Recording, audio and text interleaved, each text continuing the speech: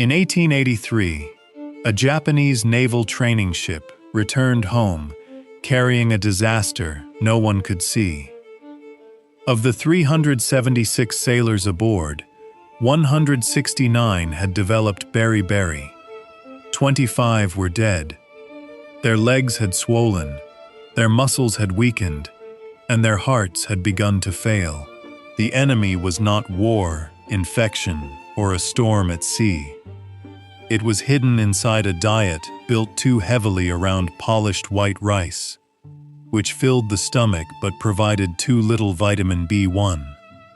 Japan responded by diversifying naval rations, adding more barley, meat, vegetables, and other foods. Curry did not cure the disease by itself, but it later proved useful as a filling meal that could combine several ingredients in one large pot. Yet the curry served aboard Japanese ships did not begin in Japan. It had arrived through Britain, and Britain had already transformed the complex food traditions of South Asia into something easier to name, package, and reproduce. Before we continue, tell us in the comments what the word curry means where you live. Is it a family recipe, a national dish, or simply a packet of yellow powder from the supermarket? And if you enjoy discovering the hidden history behind ordinary foods, consider subscribing. There are many more familiar dishes whose stories are far stranger and far more important than they first appear. Long before curry appeared on Japanese ships, British dining tables, or supermarket shelves, people across South Asia were already grinding roots, seeds, and aromatic plants into complex mixtures. Archaeological evidence from settlements linked to the Indus Valley civilization suggests that ingredients such as turmeric and ginger were being processed more than 4,000 years ago. In clay vessels set over open fires, cooks combined grains, pulses, vegetables, meat, and spices according to what the land and season provided. But none of these meals belonged to a single category called curry. There was no universal recipe, no fixed color, and no standardized powder. What existed instead were countless local traditions shaped by climate, agriculture, religion, and trade. One region favored mustard seed and fish, another relied on black pepper, tamarind, or coconut. The foundation of curry was not one dish. It was a method, layering flavor until ordinary ingredients became something deeper, warmer, and more sustaining. As communities expanded across the subcontinent, geography pushed these cooking traditions in different directions. The Himalayan barrier limited movement to the north, while river valleys, monsoon routes, and coastal ports connected Bengal, southern India, Sri Lanka, and the wider Indian Ocean. Farmers in wetter regions grew rice, coconuts, and mustard. Drier interiors depended more heavily on wheat, lentils, dairy, and preserved ingredients. Coastal kitchens had access to fish and tamarind, while inland cooks developed dishes around beans, grains, and livestock. Religion and social custom added further layers, influencing which meats could be eaten, how food was prepared, and who cooked for whom. Over centuries, these differences produced not one cuisine, but a vast family of regional systems. The spice mixture for a fish dish in Bengal might have little in common with one used for meat in the Northwest. What later became known globally as curry was already dividing into hundreds of distinct traditions. These traditions continued to change as kingdoms rose, populations moved, and new ingredients entered South Asia. Traders from Persia, Arabia, and Central Asia brought techniques for cooking meat slowly, with spices, nuts, dried fruits, and dairy. Local cooks absorbed some of these methods, then adapted them to regional crops and tastes. Court kitchens developed rich sauces for rulers, while village households relied on lentils, vegetables, grains, and whatever spices could be grown or purchased nearby. The same ingredient could serve entirely different purposes from one region to another. Turmeric added color and earthiness. Pepper supplied heat, while coriander, cumin, mustard, and fenugreek created different foundations of flavor. No central authority decided what these dishes should become. They evolved through thousands of small choices, made in homes, markets, temples, and royal kitchens. By the time Europeans arrived by sea, South Asia already possessed one of the world's most diverse culinary landscapes. To outsiders, this complexity was difficult to name. Inside South Asia, cooks did not usually begin with a single substance called curry. They worked with masalas, blends of spices selected for a particular dish, region, season, or family tradition. Some were ground fresh each morning. Others were roasted first, added whole to hot oil, or stirred in at different stages of cooking. A masala for lentils could be completely different from one used for fish, meat, or vegetables. Even garam masala was not one fixed formula. Its ingredients changed from one household to another. This flexibility allowed cooks to respond to climate, harvests, religious practice, and local taste. But it also meant that no single mixture could represent the entire subcontinent. The food system was too varied, too local, and too deeply connected to place. The word curry would later make that diversity easier for the outside world to understand, but only by flattening much of it. What connected these different traditions was not a single recipe, but a flexible set of techniques. Spices could be toasted to deepen their aroma, crushed into pastes, or dropped whole into hot oil to release their flavors. Onions might be browned slowly to build sweetness, while yogurt, coconut, tamarind, or ground seeds created entirely different textures. Cooks adjusted heat, acidity, fat, and liquid according to the ingredients available around them. This made the system remarkably adaptable. A technique learned in one region could be carried elsewhere without requiring the original recipe to survive intact. New cooks could replace one spice, change the cooking fat, or use a different source of sourness, while preserving the basic logic of the dish. That adaptability would become curry's greatest strength.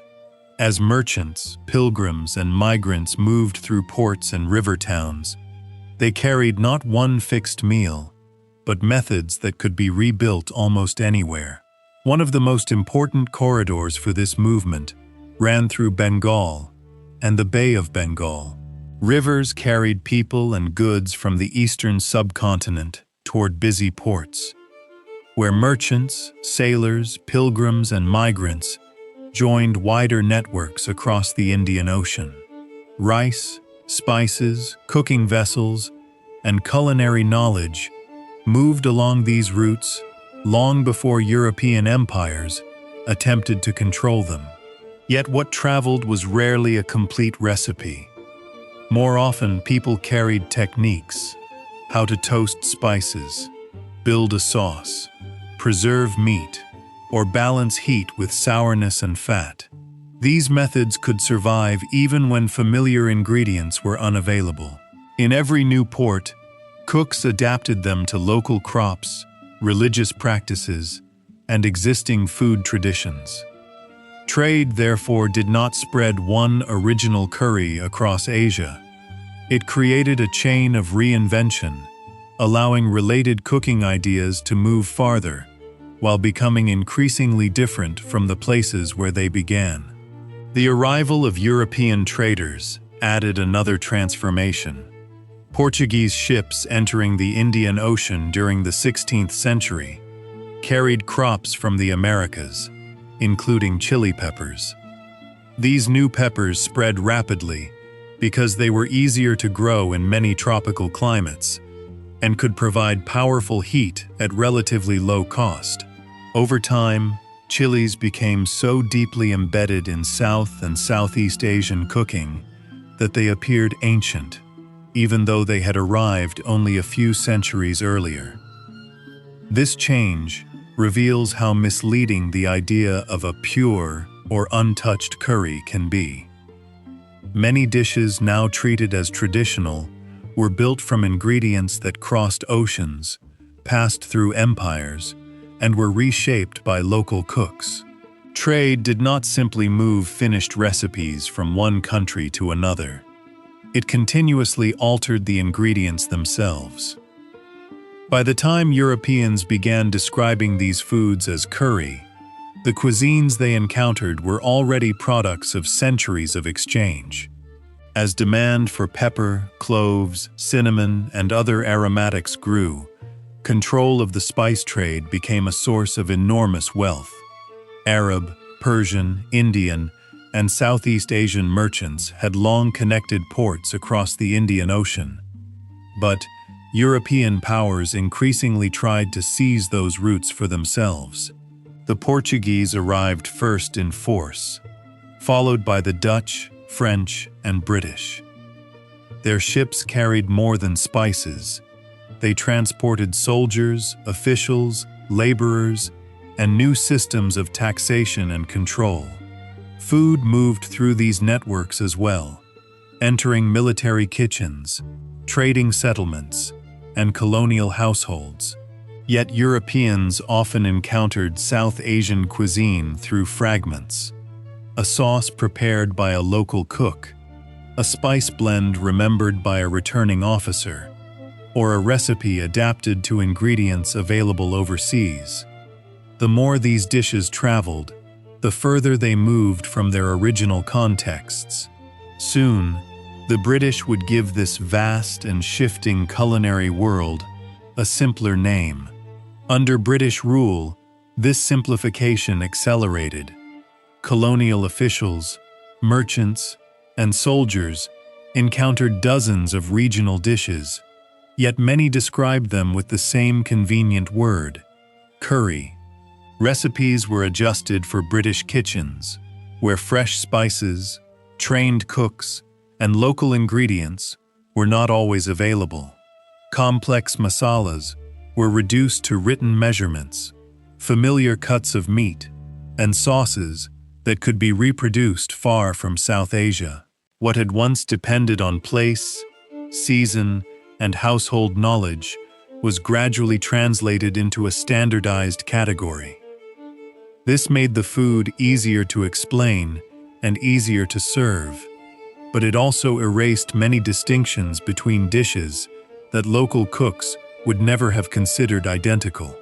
The British did not invent the traditions behind curry. They created a simplified framework through which those traditions could be understood, transported, and consumed across an empire.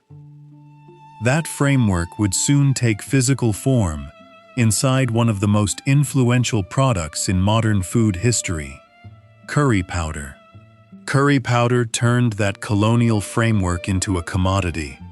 Instead of selecting, roasting, and grinding different spices for each dish, consumers could buy one ready-made mixture and use it again and again.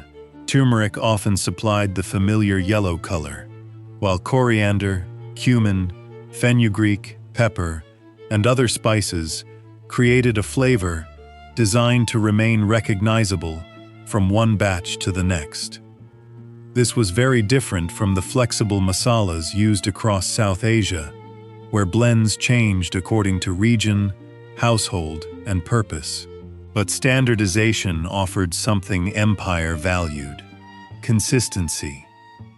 Curry powder could be manufactured in factories, sealed in tins, shipped across oceans, and sold to people who had never visited India.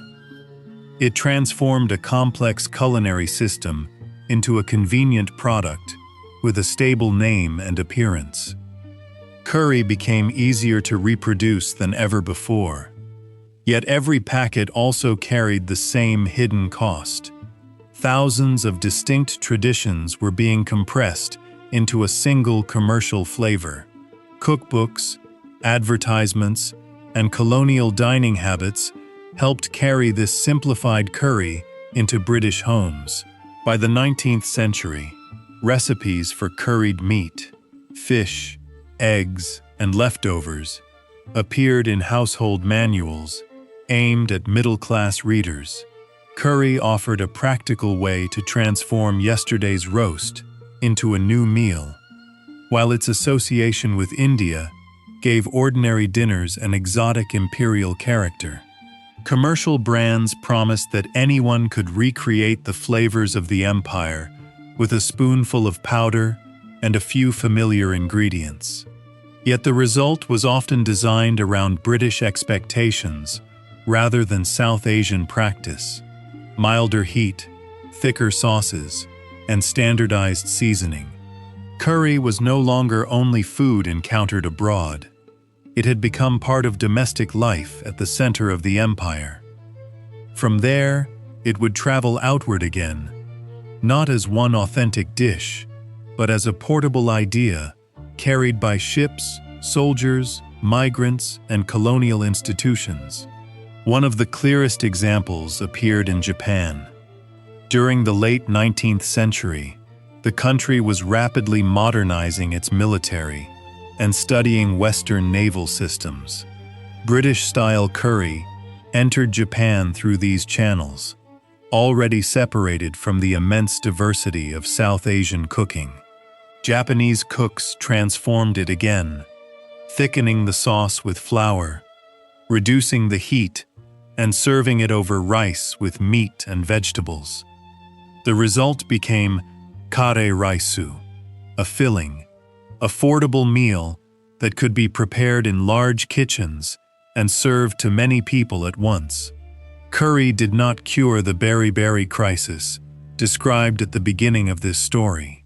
That required a broader shift away from a diet dominated by polished white rice. But curry suited the Navy's new approach because it could combine meat, vegetables, and grain in one practical meal.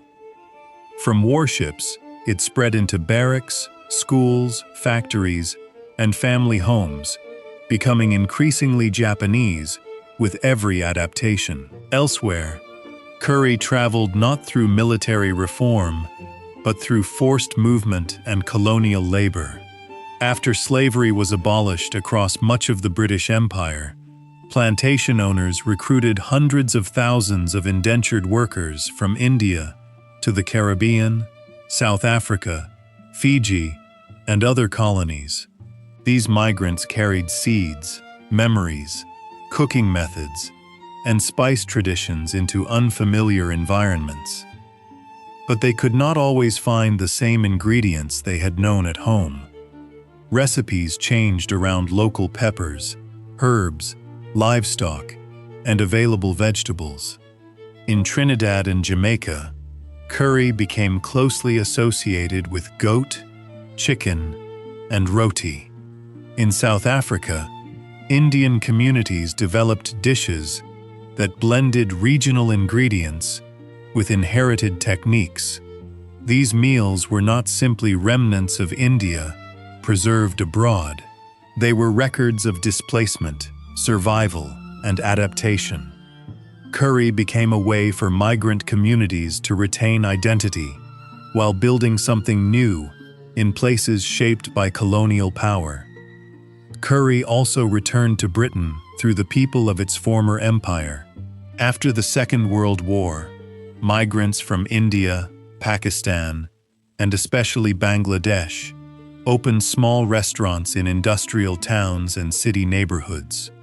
Many adjusted their menus to British expectations, offering milder sauces, familiar meats, and dishes that could be prepared quickly for late-night customers.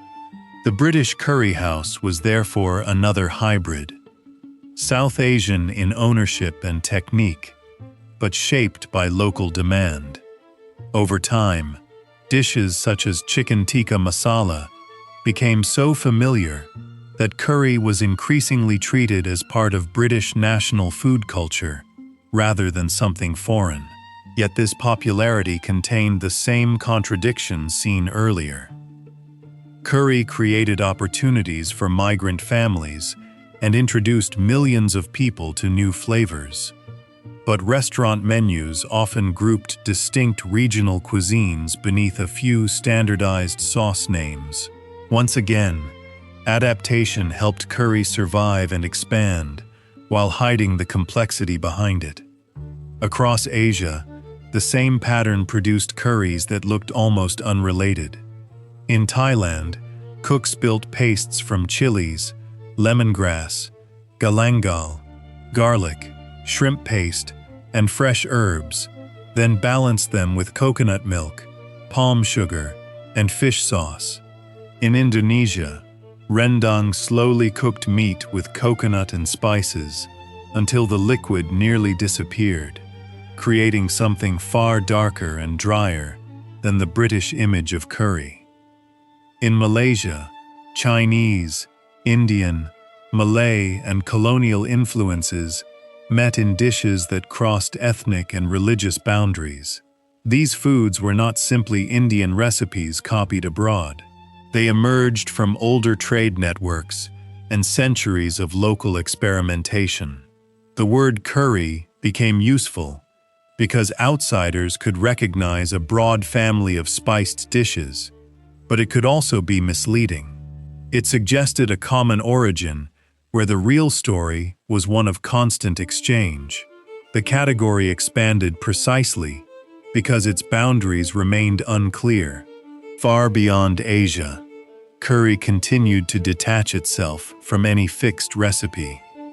In Jamaica, local allspice, Scotch bonnet peppers, thyme, and goat meat transformed inherited South Asian techniques into something distinctly Caribbean. In Hong Kong, curry beef appeared in cafes, shaped by both Chinese cooking and British colonial influence. Germany pushed the word even further with currywurst, where sausage was covered in ketchup-based sauce and sprinkled with curry powder. By then, curry no longer described a specific method, texture, or origin.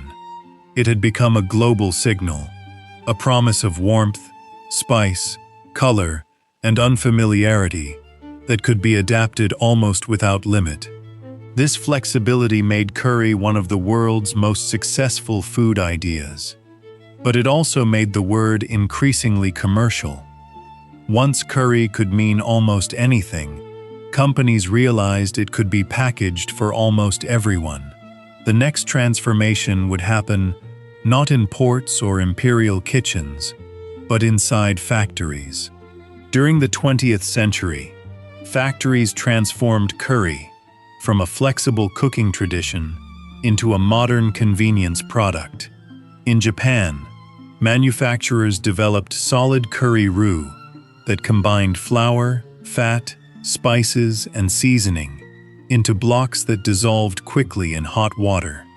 Elsewhere, companies sold canned curries, bottled sauces, frozen meals, instant noodles, and spice pastes designed for long shelf life and predictable flavor.